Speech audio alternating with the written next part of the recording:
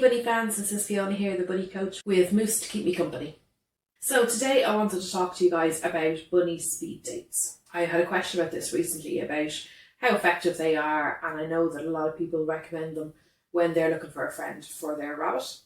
So how they work basically is when you're looking for a friend for your rabbit is you can sometimes take your rabbit to the local shelter or rescue centre and they will put your rabbit in with different rabbits to see which ones they're more likely to get on with and which ones are less likely to get on with, so that you can adopt one and bring him or her home.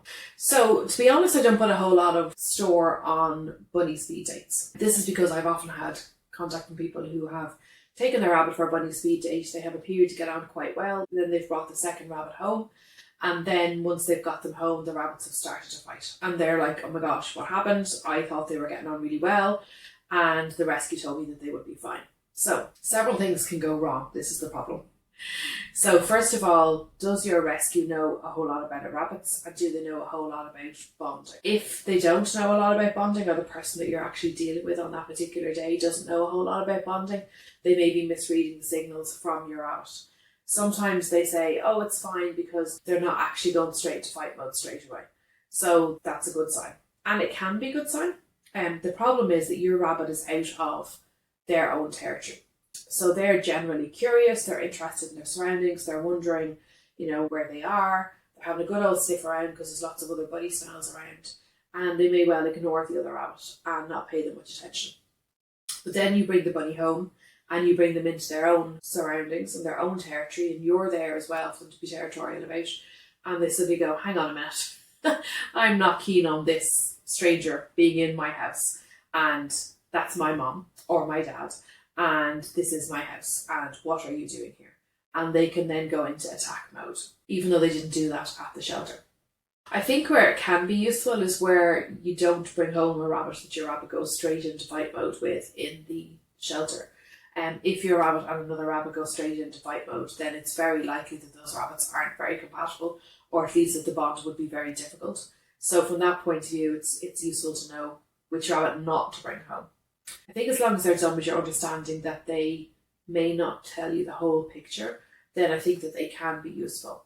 So just because a rabbit doesn't go into fight mode with your rabbit at the shelter, or they ignore them, or they just do a bit of mounting, or they do a bit of chasing, there can be various different behaviours that they can display in the rescue, aren't necessarily going to be the behaviours that you're going to see once you bring the rabbit home.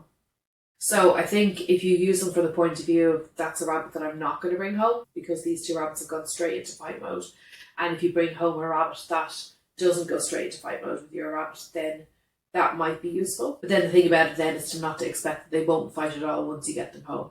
And I think unfortunately this is what happens, is that the rescue can tell the owner, oh, these rabbits are compatible, they haven't gone straight into fight mode, they're doing really well, it'll be fine.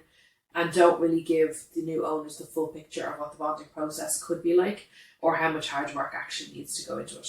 So definitely do your research about how much work you're going to have to do for the bonding. It does take a big commitment for time, and it does take a lot of patience, and it can take a lot of energy as well. It can be quite a tiring process, but it's totally worth it when you see your rabbits grooming and snuggling at the end of it, and they're all loved up, and you know that your rabbit then has company if you're not around, and somebody to talk to in their own language.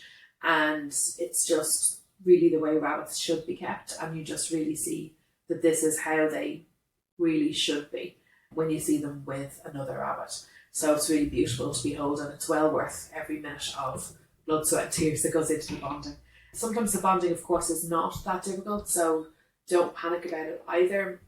I see a lot of people really worrying about it, but don't forget that what you see online is a lot of the negatives. People like to tell horror stories, no matter what it is, whether it's about an airline that they've had a problem with, or a hotel, or an experience with a business. You don't really generally hear the good stories. You don't hear people saying, oh yes, it was fine, I had a great experience with this, that and the other. And you don't very often hear people saying, oh, the bonding was actually okay, it was fine. I think the thing is not to panic about it, because you might be lucky and your rabbits might just fall right in love. Sometimes they fall in love straight away. Sometimes, like people, they need a little bit longer to get used to each other. And sometimes, you don't see the fight modes, for example. You just see some mounting and that kind of stuff. So don't imagine that you're going to see every behaviour that you hear about, You know, you have to be prepared and you have to realise that this might happen, but don't feel as though you are definitely going to see it and be daunted by it and put off by it, because it really is worth the effort. And there's plenty of help out there. I offer online help if you need it, no matter where you are in the world. I have a number of different services that I can help you to get your rabbits bonded quicker and easier. And there are other businesses out there that also offer that kind of help. Rescues often do bonding as well, and there are professional bonders out there quite often. Rabbit boarders do bonding as well.